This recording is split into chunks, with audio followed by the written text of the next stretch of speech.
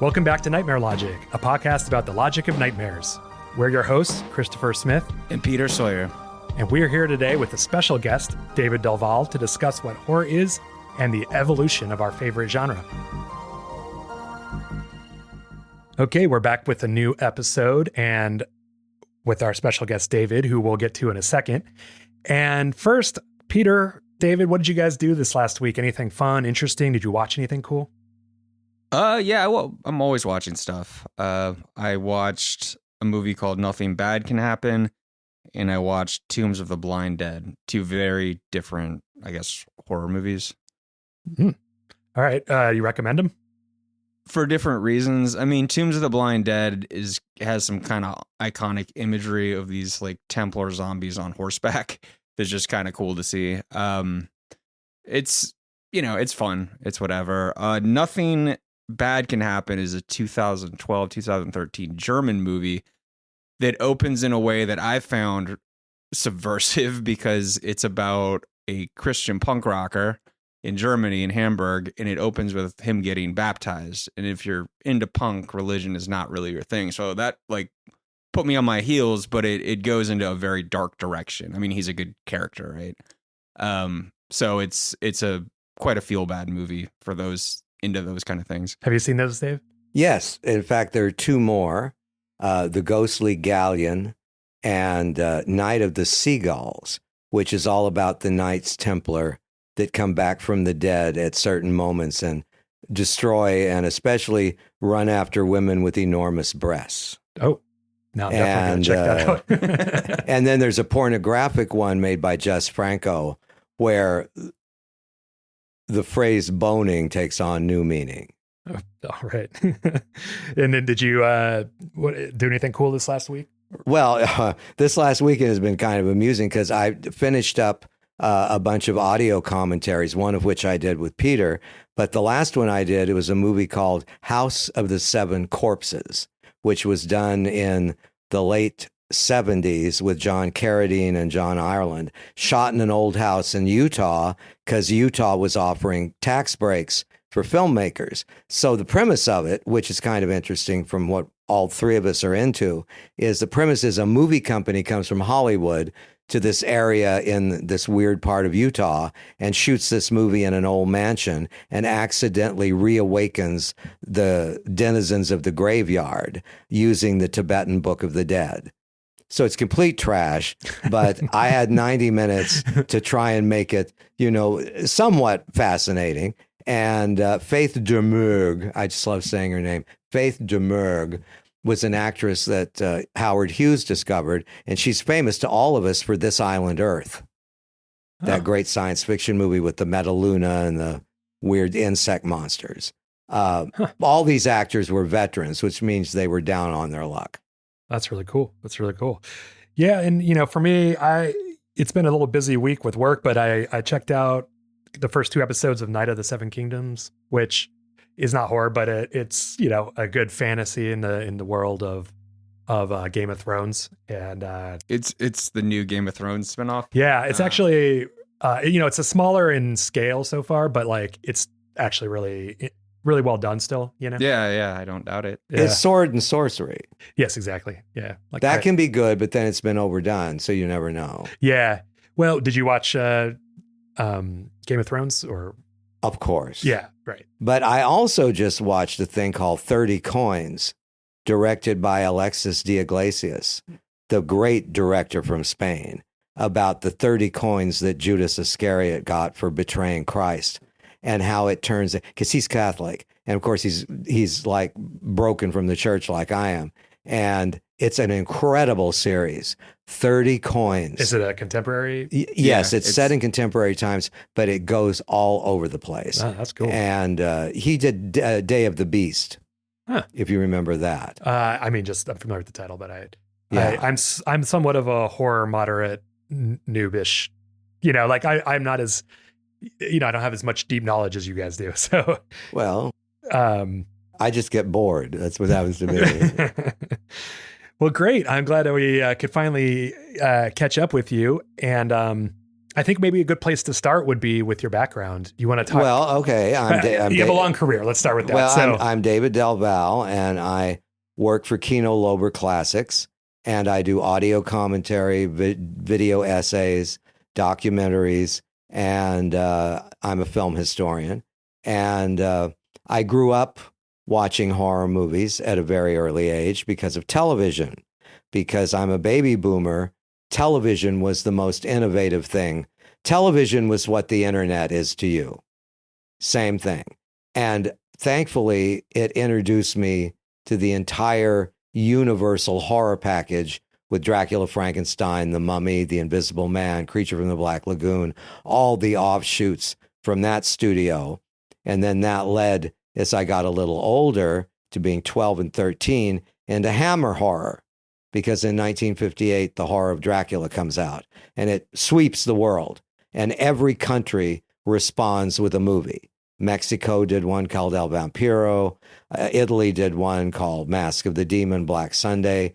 But Hammer Films of England opened the door for the renaissance of horror. And at that same time, Famous Monsters of Filmland magazine came out, and I started. I got to the 12th issue, and I saw it from across a lobby at this hotel in Portland, 35 cents. And it had Curse of the Werewolf on the cover. And I took it immediately upstairs and started reading it. And I got to the letters column, and I went, holy fuck, there's other fans out there my age that are into horror. And from that moment on, I never looked back. And I pestered my mother when we got to LA. We were staying at the Biltmore Hotel downtown. And I said, I want to go out and meet Forrest J. Ackerman. And she didn't want to go. So she put me in a cab and sent me to Sherbourne Drive, which was over where the Beverly Center is now.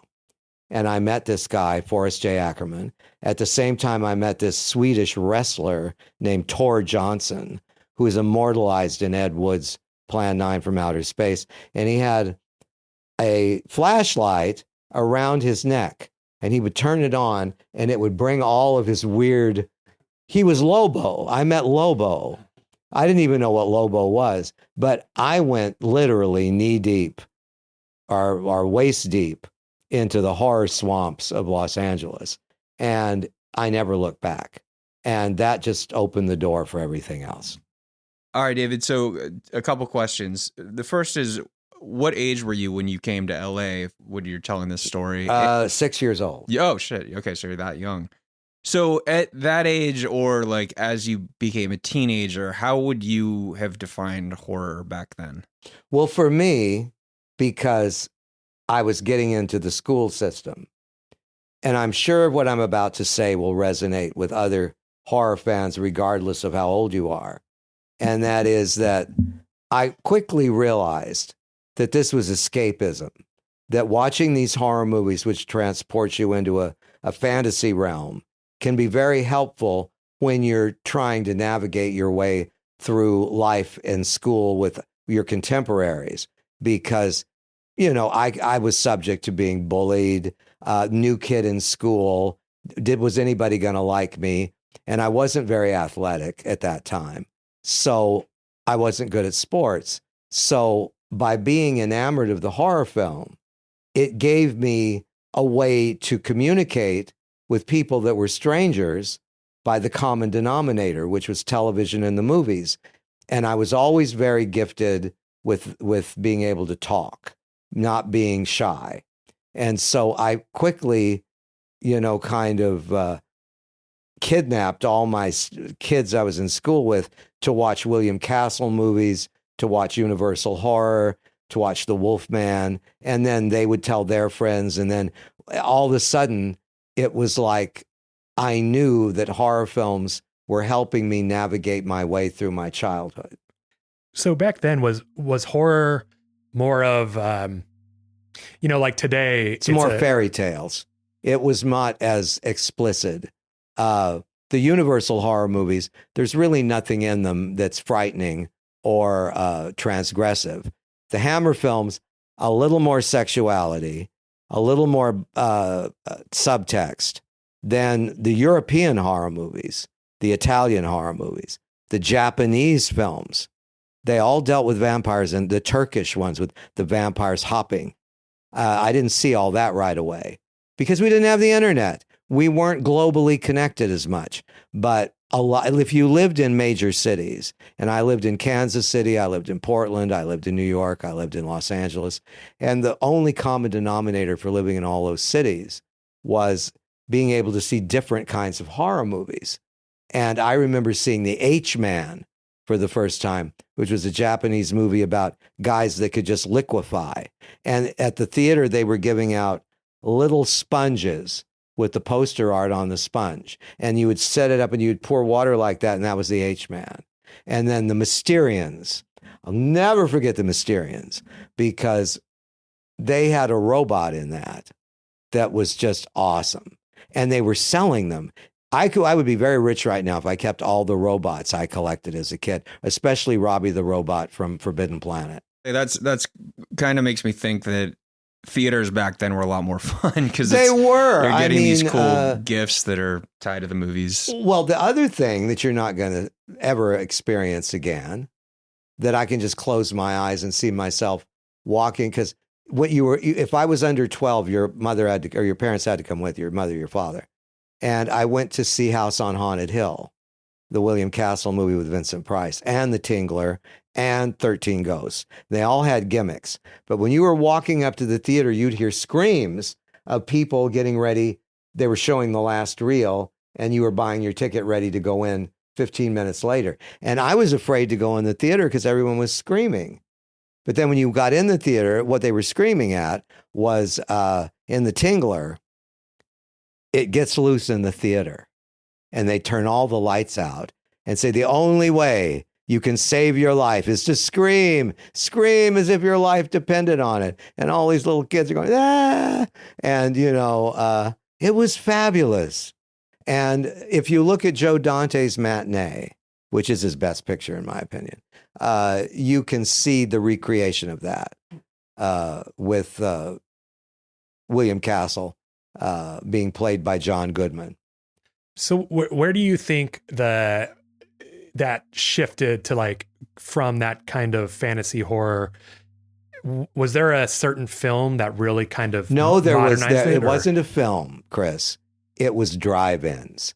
Drive-in movies. By the time I was 14, the drive-in was the go-to place for teenagers, the go-to place if you had a bunch of screaming kids. I saw more movies in my pajamas until I got older than if you wanted to smoke dope, you would go and watch all the AIP movies. I saw all the Vincent Price movies stoned. In fact, I saw everything stoned. And that went on for years. And then by the time 2001 came out, we all dropped acid to see that. I even saw 2001 at a drive-in where when the monolith goes up and because you're out of doors, I thought, well, I'm just going to go into the cosmos here. It was pretty good acid. I would never drop to see Planet of the Apes because I knew that would be creepy. Never did that. But no, the drive-ins from television in the 50s to drive-ins in the 60s and 70s, that was what motivated. And movies were made by studios like American International Pictures exclusively for drive-ins. Dusk Till Dawn. So basically when the drive-ins came, it sort of opened up an avenue to distribute more scary, more horror. It became a landscape for the youth of America, which is why Easy Rider, the Wild Angels, the Wild Bunch, all those movies premiered in drive-ins. And then was there a film though that you remember when it came out was just so fresh and different that it really propelled the industry into making more sort of modern? The most influential movie in the 20th century in terms of how it changed the land, especially in horror, was Hitchcock's Psycho. Psycho, Night of the Living Dead, Texas Chainsaw Massacre. Those three movies completely reimagined the landscape of horror. I'll give you an example. With Psycho, came out in 1960. In 1961, Roger Corman put out Pit and the Pendulum with Vincent Price. What do these two movies have in common? In Psycho, Anthony Perkins plays a man who's so weak, his mother takes over his personality. In Pit and the Pendulum, Richard Matheson was so influenced. Nicholas Medina, Price's character, is so weak that he's taken over by the spirit of his father, who was a torturer. And every other, all this, what Time magazine said, Psycho brought to motherhood what Moby Dick did to whales.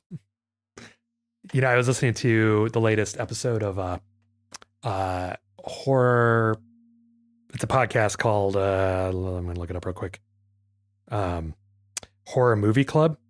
And every Friday the 13th, which we're recording on a Friday the 13th. We are indeed. Sorry, Jason. They do an episode about Friday the 13th series. And they brought up an interesting point that in Psycho, which some people apparently call the first slasher, that in the relationship in that is the son is sort of acting out. It's mommy. It's about mommy. It's about mommy. And Friday the 13th, it's like reverse. It's Mrs. Bates.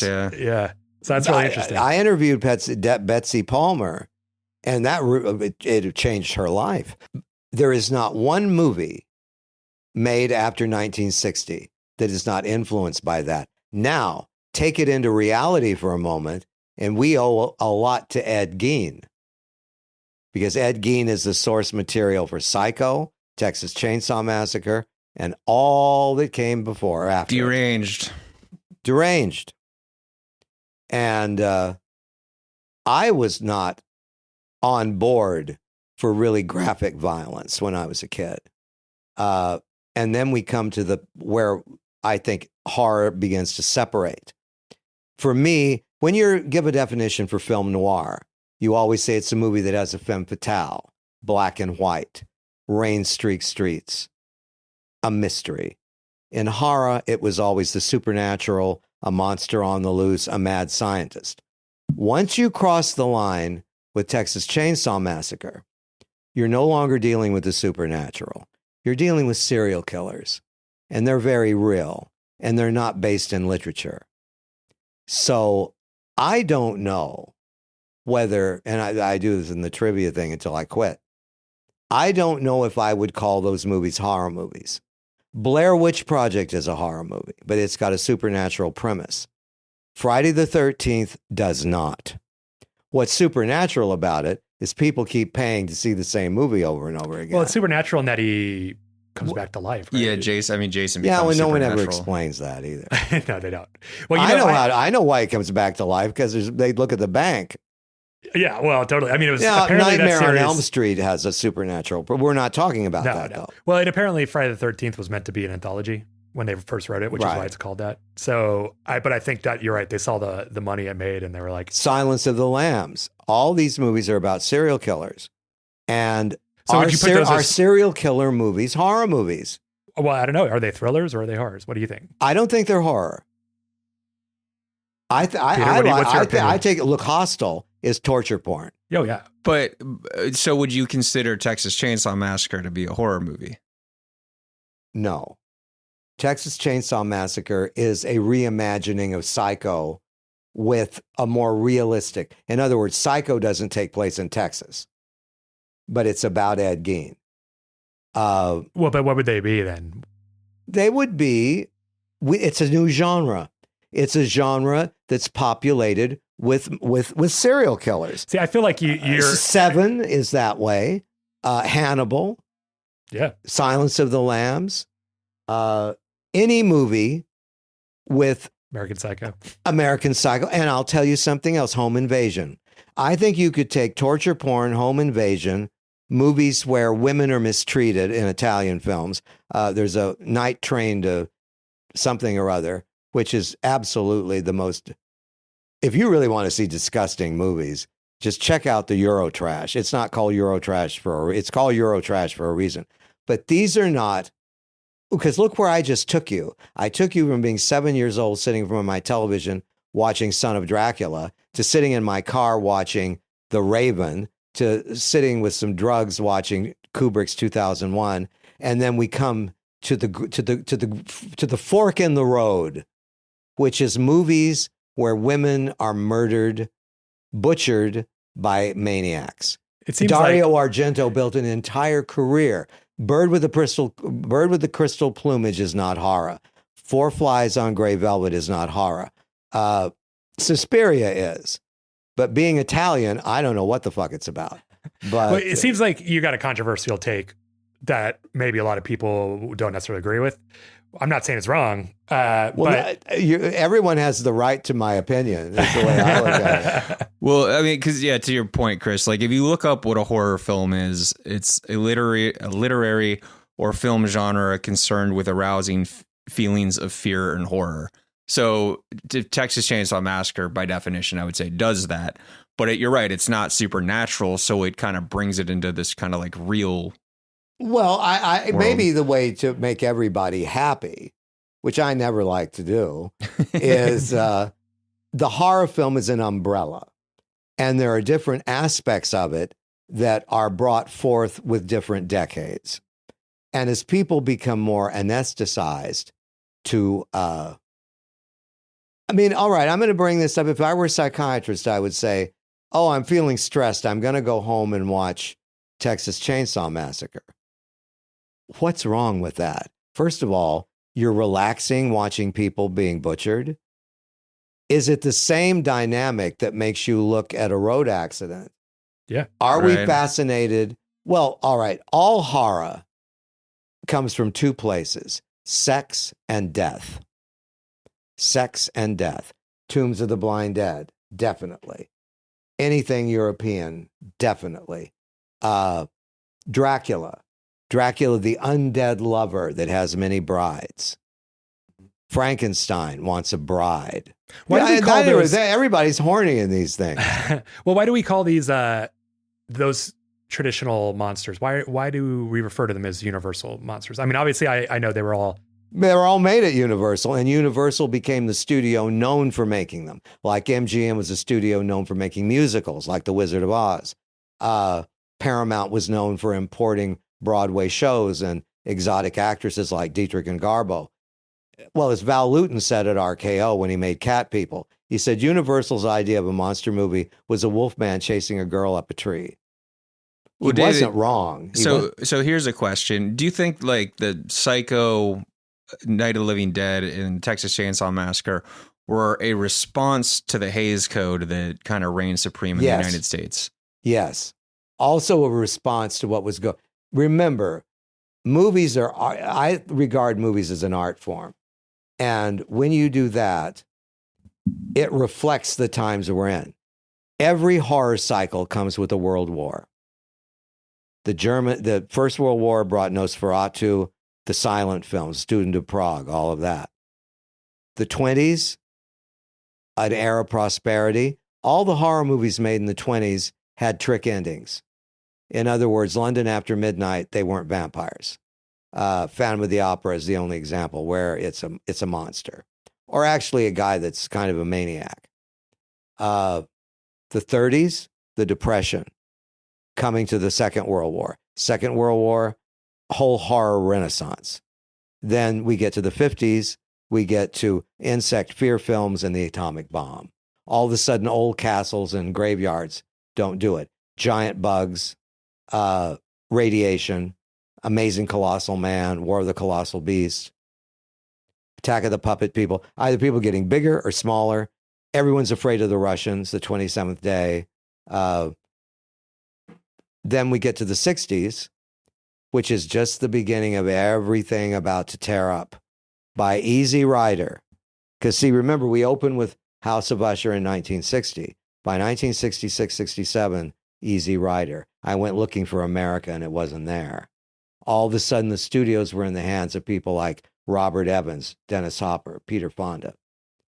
That opened the doors for Charlie Manson, Rosemary's Baby, Roman Polanski. And that opened the door for glamorizing, mythologically making serial killers like gods.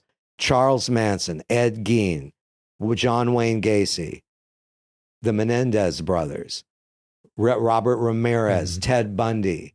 Well, there are women that would, sex and death. When you tell someone that you've murdered people and done things with corpses, you get fan mail. Well, it's the ultimate BDE, isn't it? Yes. Well, I got a question for you. When do you think horror films started saying more about society, like being more like metaphorical, or the Starting themes? at the end of the 60s? Because actually, the Poe films with Price was a metaphor for the old order, the establishment being represented by Price. The younger victims, or the romantic lead, this girlfriend, were the hippies. And by the time AIP, they even did a horror movie called Cry of the Banshee, where the credits are set that way. The establishment, psh, the counterculture, psh. And they made movies like Psychomania about a motorcycle gang that all kill themselves so they can come back and be immortal. So this is basically, you're saying, a reflection of the culture at the time. Yes. The Wild Angels was the Hells Angels. Hells Angels made their comment at Altamont when little Red Rooster Mick Jagger's going, "What are we fighting? What are we fighting about?" How did that feel, though, as an audience, a fan and audience member? Were you, can you characterize how the youth and sort of counterculture felt about it? In 2 words. Hippies were holding flowers, then they were holding machetes. And they're still smoking dope. So, okay, the 60s then, does that feel like a cultural awakening to awareness? Fuck yeah. That just Fuck yeah. was either ignored or people wouldn't talk about before then? Oh, no. I mean, it was a confrontation between the kids you raised and the world that you thought you lived in that was falling apart. Remember, Nixon was a result of this. Reagan was a result of this. There's the true horror. But the movies reflected it all. So if you take that to like today, 2026, yeah, what do you think that the horror genre is saying about our current culture? Is it still a response to it? If so, everything is dystopian. Everything. 28 years later, very influential movies in horror. That series, and well done. I think we're fascinated with zombies. Well, I'm not fascinated with them. People are fascinated with zombies because everyone feels their humanity being drained out of them to where you're just a walking shell of what you were. Right. And you think that's a response, sounds like to me a response largely to technological advancements. Absolutely. Like what comes next? AI. And AI, well, yeah, and you got a lot of AI. But now think about it, Chris. We all make movies, so remember this.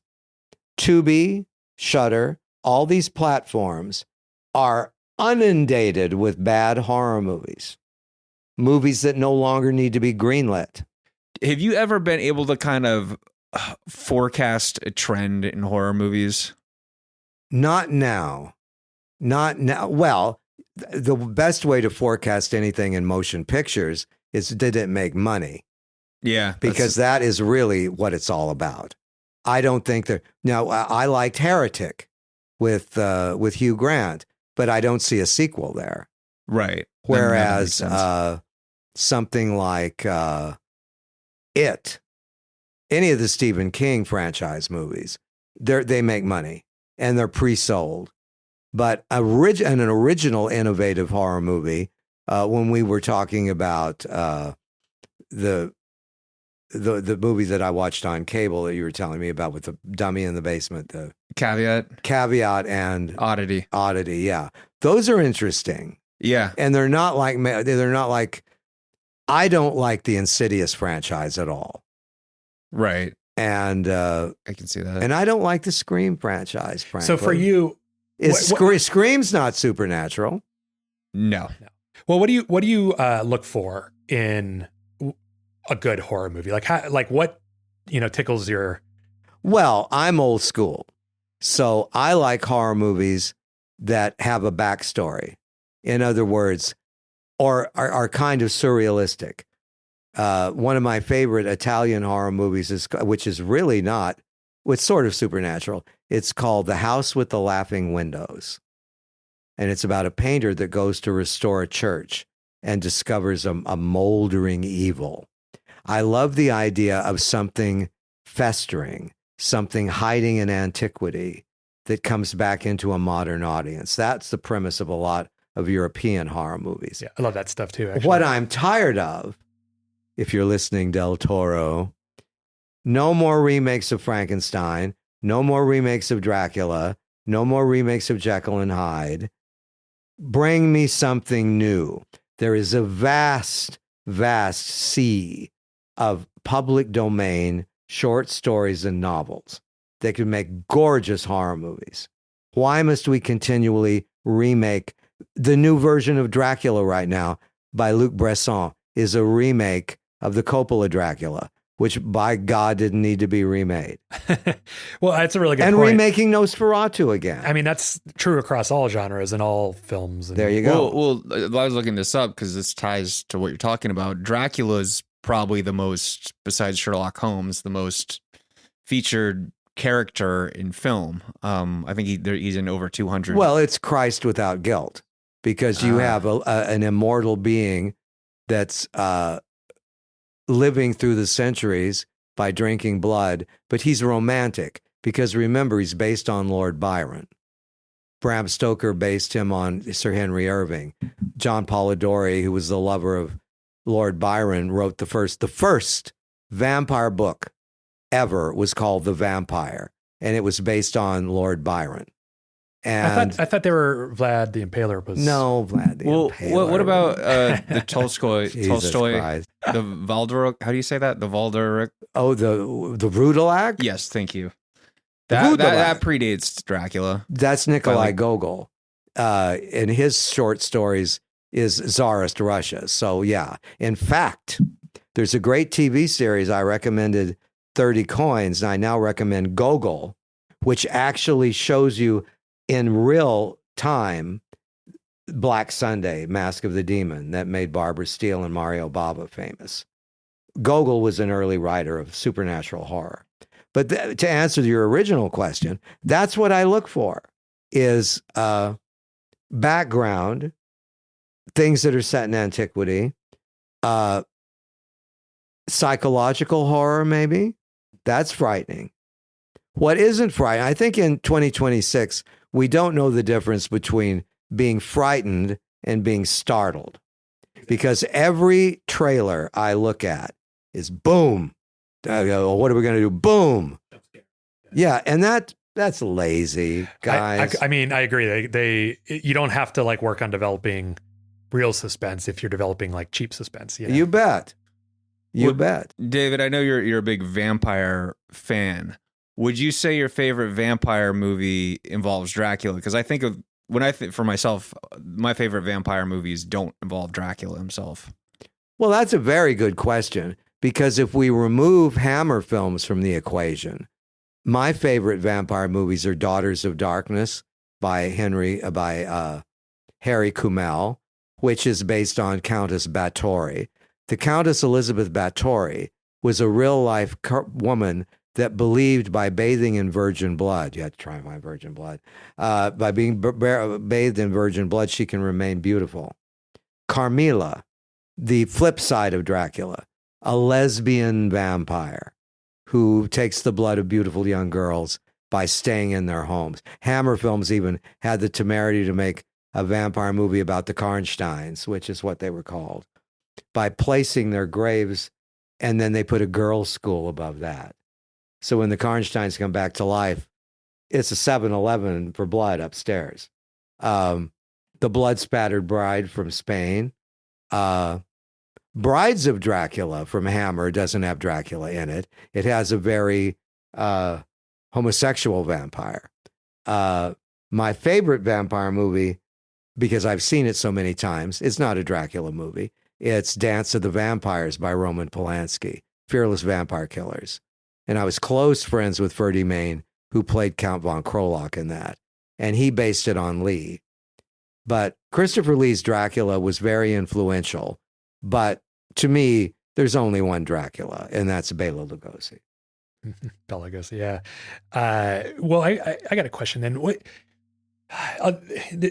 horror is interesting to me because it's a genre that you have some really amazing, creative elevated films, and then you have like B, camp, schlock, and fans oftentimes seem to love it all. Yeah, I'm that way.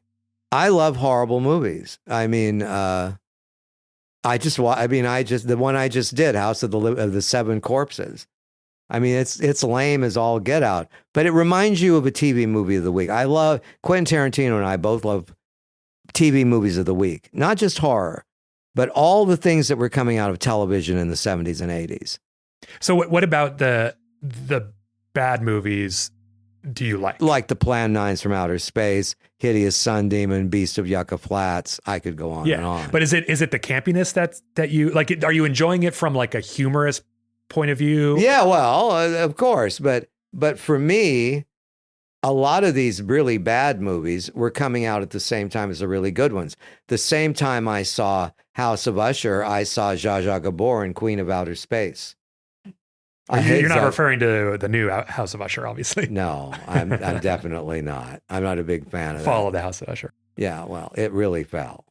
But no, I mean, the Mole People, Universal started making, well, that takes us back to the insect fear films. The Fly, Return of the Fly, Curse of the Fly. You like Cronenberg. And then Cronenberg remade them. Oh, I didn't realize that they were his versions were remakes. That's interesting. You never saw the 1958 The Fly? I fortunately, I'm one of those. Price. Yeah, the Misfits song, Return of the Fly. Yeah. That was with from Vincent the original? Price. He says it's one of the lyrics. I did the audio commentary with Brett Halsey, who played The Fly.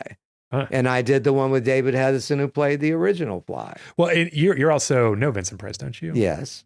I met him when I was in high school, when I was watching all these AIP movies. He had just done Witchfinder General, The Conqueror Worm, and he was downtown Sacramento. And I took my friend David Stone, who's now an artist at the Blue Whale here. No, he's back up in Sacramento, but he's very well known.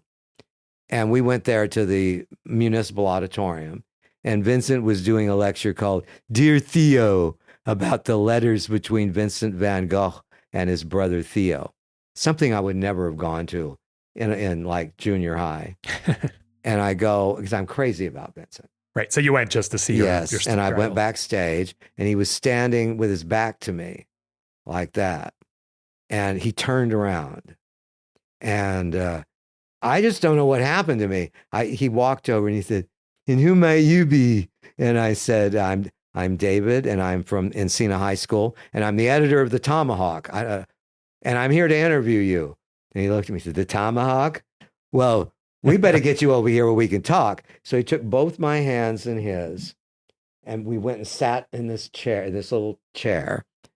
And that was 1968. And I would know him until he died. That's crazy. Would you consider him a friend? Oh, I was in love with him.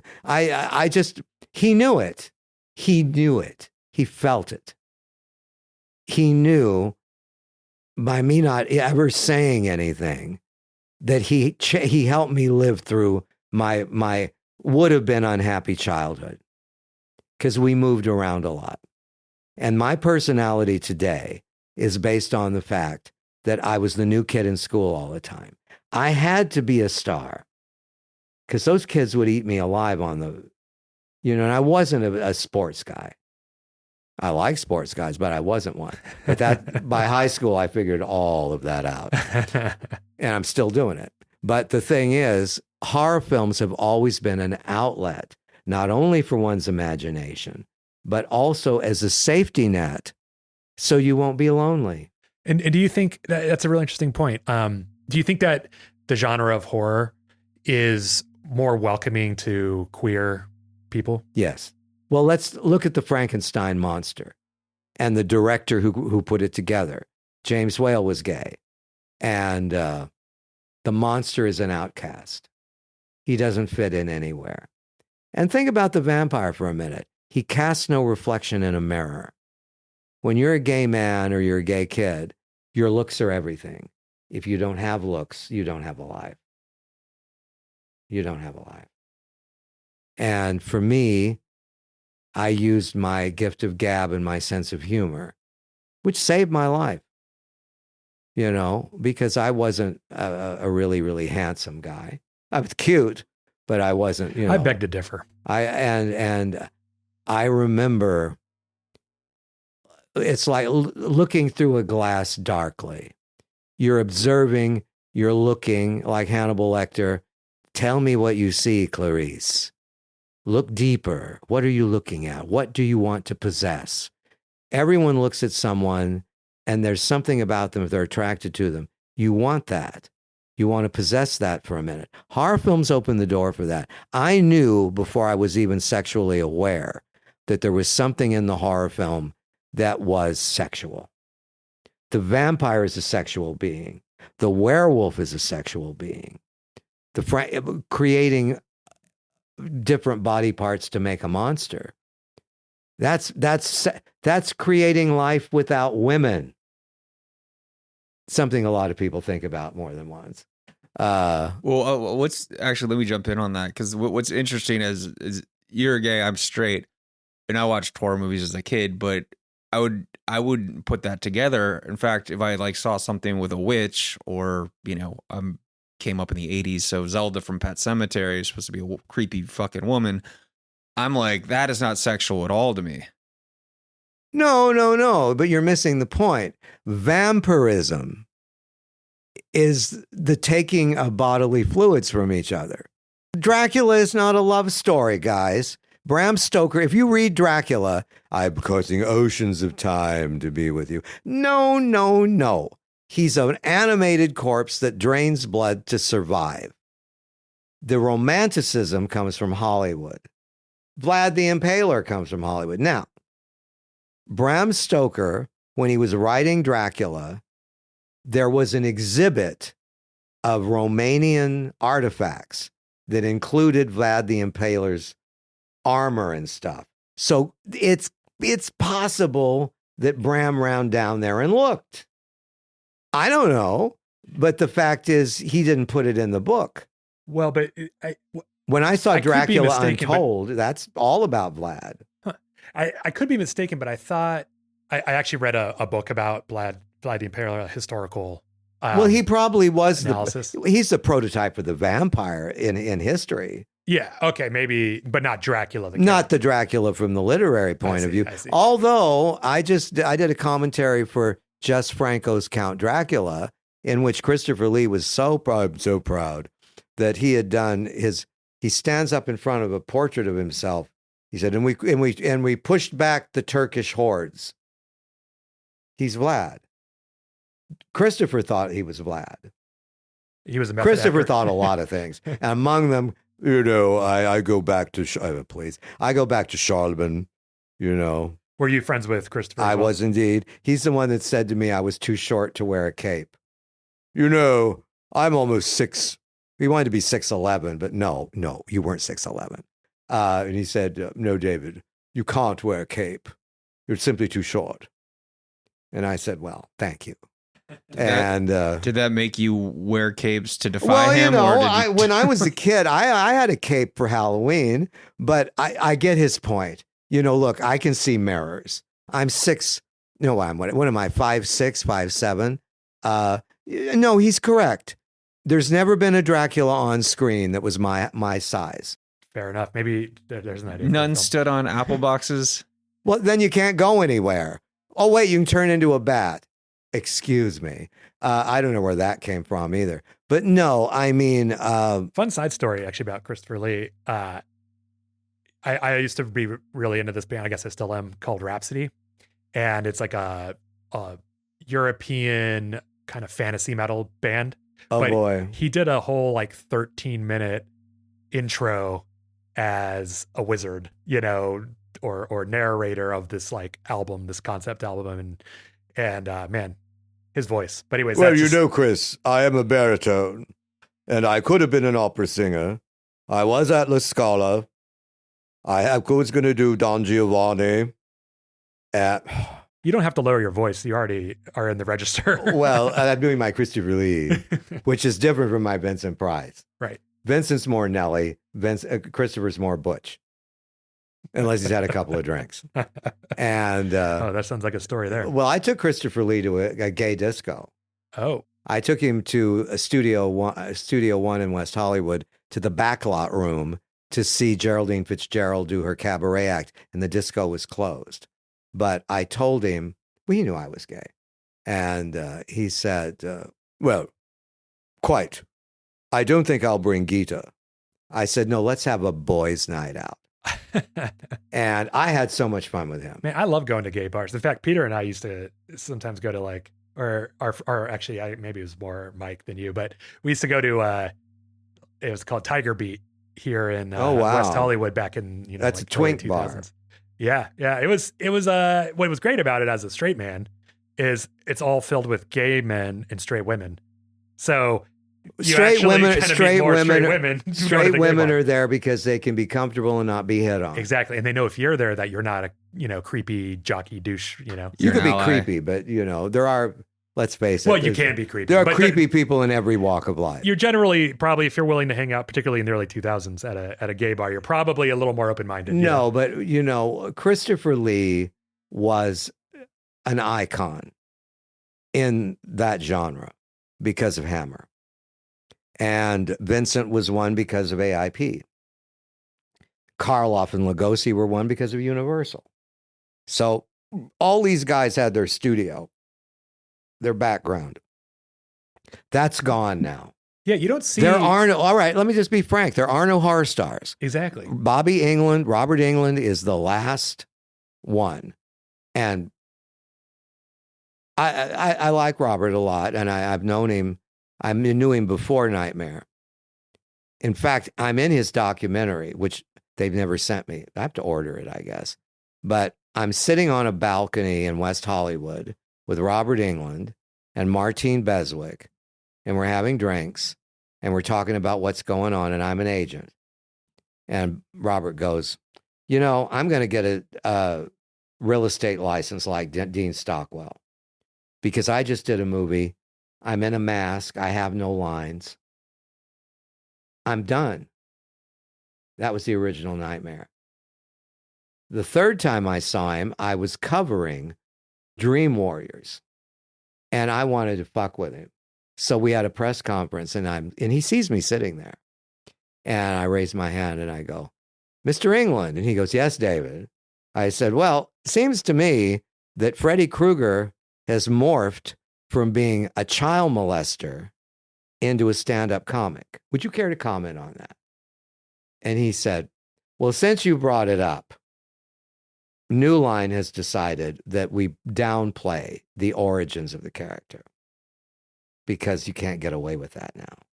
You couldn't remake Nightmare on Elm Street and imply what in the original movie, he is molesting girls that are 7 years old, having sex with them and then throwing them in the oven or whatever. It's horrible, which is why all the parents band together to burn him up. That is so forgotten in those sequels. Well, the remake touches on that, I believe. A little, really? Yeah. I don't think it would now necessarily. It's been a minute since I've seen it, but I do feel like they did address that. Black Phone brings that up. Well, but I think the reason that they don't now is because going back to being all about money, they want to make, they want PG-13 ratings. No one wants to go in that really perverse stuff.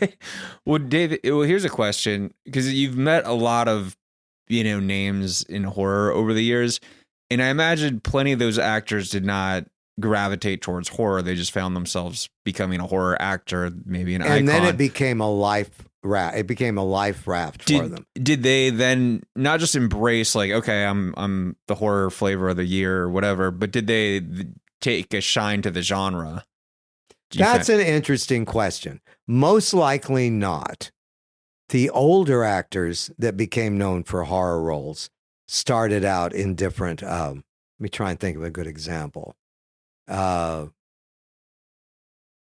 Let's say Robert Query, who was Count Yorga. He beat around Hollywood for years doing character work. William Marshall, Blackula, same thing. William Marshall and Bob Query both, if you ask them if they like horror movies, they would say, I like the ones I'm in. Barbara Steele, who I was her agent, so I knew her intimately, never wanted to be remembered for her Italian horror until now. Now she embraces it at the age of 88. I imagine that's probably because at the time, Christopher Lee never won. Christopher Lee, I've only done.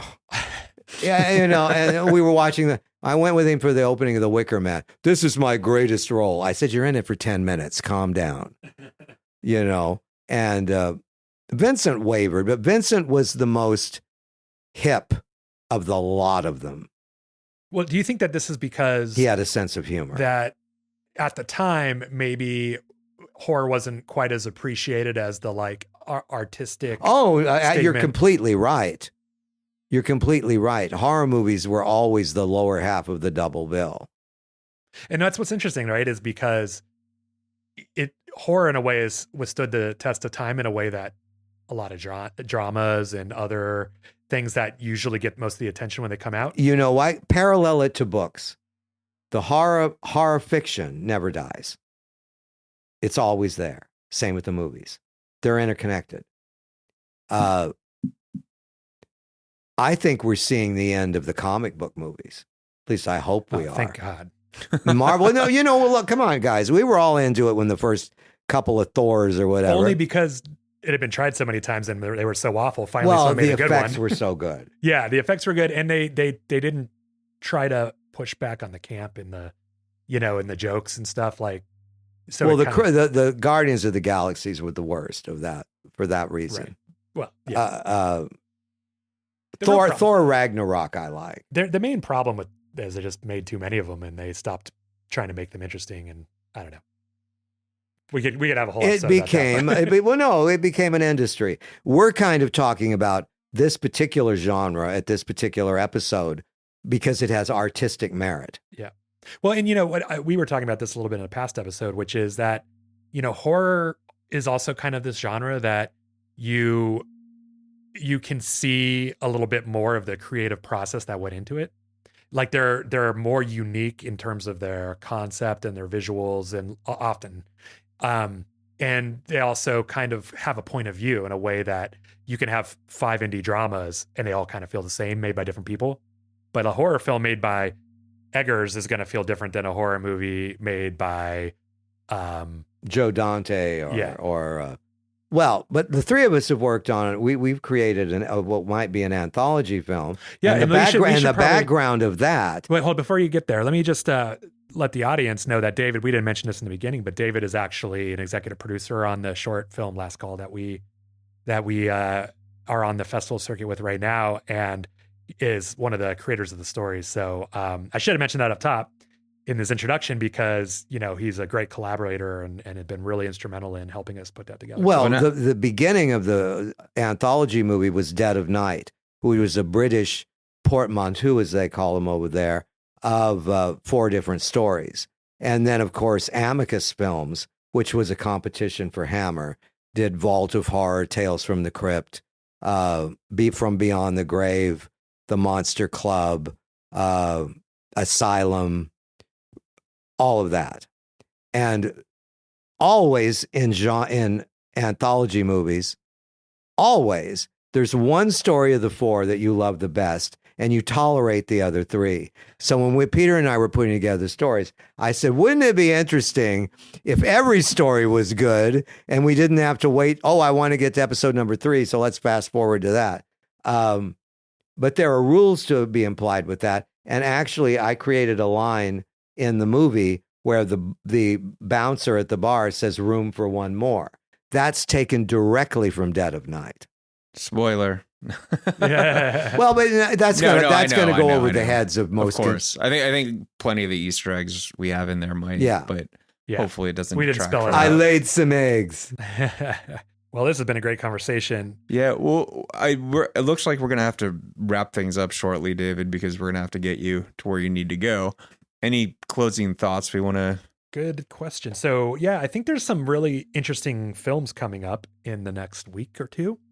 And well, the news Luc Besson Dracula is out, but I don't know how much I'm looking forward to that one. Yeah, I've heard mixed. And Wuthering Heights, which I'm going to go see. But I hear it's not gothic. It got such bad. Listen, I saw all of the 50 Shades of Grey every Valentine's Day. I go for free with my girlfriends, and we would go and cackle like the witches in Macbeth. But I had a fabulous time. The reviews for Wuthering Heights are so bad, I can't wait to see it. Right.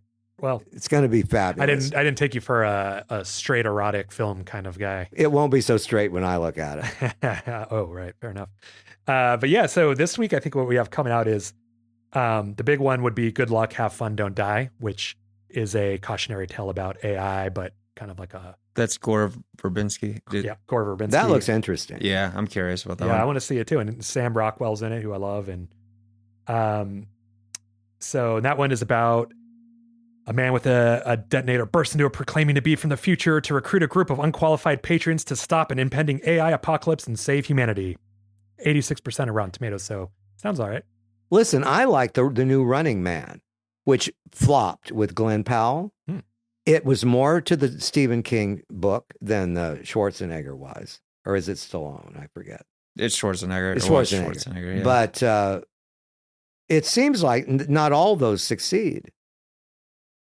A lot of money was put into that too. What's coming up after that? So there's a pair of horror comedies, which I actually am a big fan of horror comedies. So we just did commentary for one. Oh yeah, Nightlife.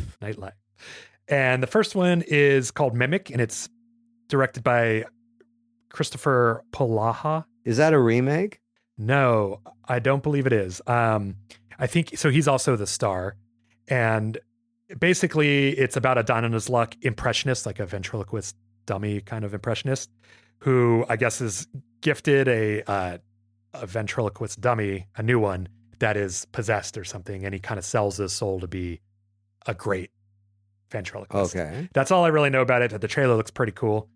And then the other one is Cold Storage, which is directed by Johnny Campbell for Samuel Goldwyn Films, starring Joe Keery, Georgina Campbell, has Liam Neeson in it, and it's a bigger production, and it's about from the trailer, it looks like a group of people who go into this old government storage facility where they kind of awake some kind of like Return of the Living Dead. Yeah, sort of. Yeah, it's zombies. Yeah, a bioterror kind of thing. Maybe that's a new genre, bioterror. Oh, I mean, it seems like it. Yeah, all the new zombie films they feel like they have to have a good explanation. Would you lump that in with 28 days or 28 months or 28 years later?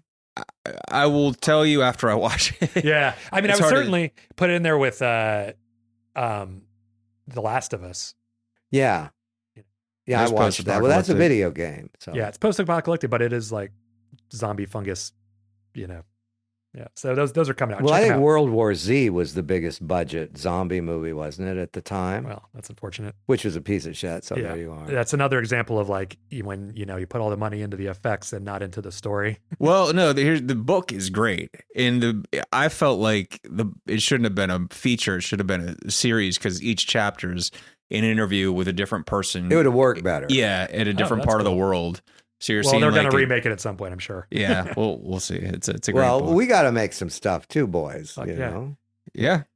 Peter, any last thoughts from you? Or no, thank you so much, David, and we will certainly have you back. There's so much to talk with you. Well, maybe I'll look at some more movies. Oh, of course I will. Maybe I'll have some more movies. Maybe I'll actually like one. That would be cause for celebration, wouldn't it? Yeah. How about this? The next movie that you like, come on and we'll do an in-depth.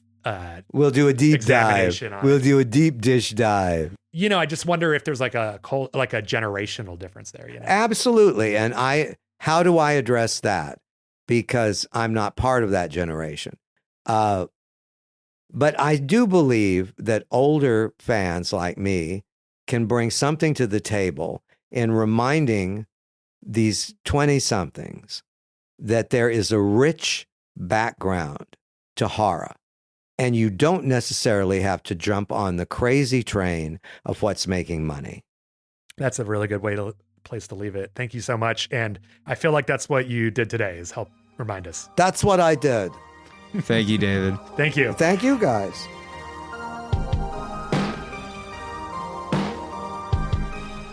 That's going to bring us to the end of today's episode. We'll be back next week where we're going to discuss all the subgenres of horror. For today's show notes, go to nightmarelogic.net. You can also follow us on Instagram @NightmareLogicPod. And a big thanks to Lars Lang Peterson for our theme. We're your hosts, Christopher Smith and Peter Sawyer. Thanks for listening.